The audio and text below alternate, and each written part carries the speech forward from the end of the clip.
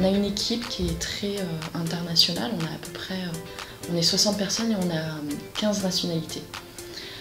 Ça veut dire que les personnes avec qui vous allez travailler, forcément ils n'ont peut-être pas la même formation et les mêmes connaissances technologiques, mais surtout pas la même culture. Et donc du coup il faut être capable de passer à travers les barrières culturelles.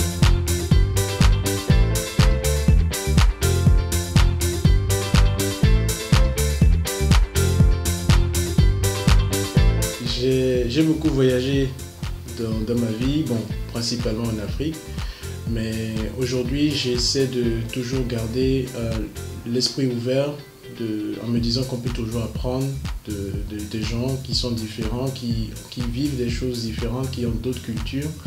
Et donc je me dis, on apprend là où on est, mais on apprend aussi quand on n'est pas chez soi. Donc c'est vraiment ça qui me motive à garder cet esprit-là international. Donc c'est vraiment ça.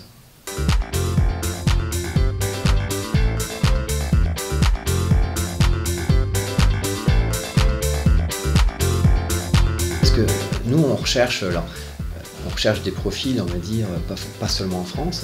Ça peut être en fait rattachement à la France et puis après travailler dans d'autres pays. Alors, en tout cas, moi, c'est ce que j'aimerais. Là, j'ai 2 offres là, et ça serait vraiment intéressant de pouvoir le faire. Après, il faut maîtriser quand même bonne pratique de l'anglais quand même. Hein. C'est là-dessus que du coup, Madame pourrait se rattraper, parce qu'il a été amené à faire quand même des documentations aussi, hein, par rapport à ce qu'il avait appris. Et puis, on apprend aussi en reformulant les choses. Et c'est là qu'on s'aperçoit si voilà, ça a été acquis ou pas. Donc c'est important. La langue, en fait, je dirais, chez Worldline, c'est l'anglais. En fait, hein. Donc c'est vraiment important de bien maîtriser l'anglais. Souvent, quand on est dans un cursus scientifique, on a tendance à un petit peu le négliger. Maintenant, c'est plus possible.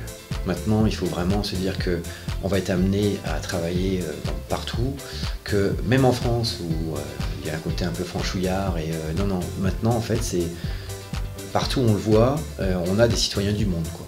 Voilà. Donc ça c'est vraiment important, il faut maîtriser l'anglais, même pour les anciens. Moi je vois pas mal d'anciens quand même qui s'y sont mis, et puis petit à petit ça marche, quoi.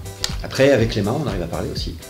Quand on a en fait quelques difficultés sur des mots, enfin voilà, des expressions de visage, mais il faut avoir quand même de bonnes connaissances en anglais pour pouvoir intégrer Worldline. C'est pratiquement obligatoire.